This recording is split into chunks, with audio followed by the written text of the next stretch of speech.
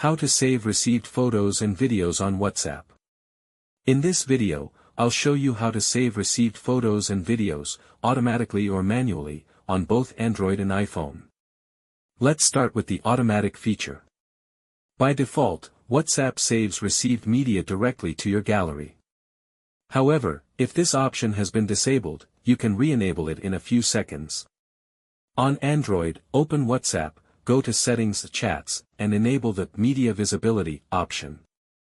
On iPhone, go to Settings Chats and enable the Save to Camera Roll option. If you want to save only certain files manually, you can do so directly from the chat.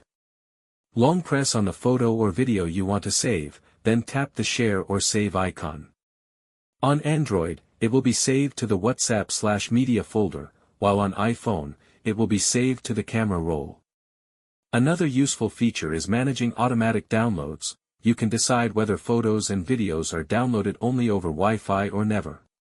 Just go to Settings of Storage and Data. In just a few steps, you can decide what to save, how, and when. WhatsApp gives you complete control over all the images and videos you receive.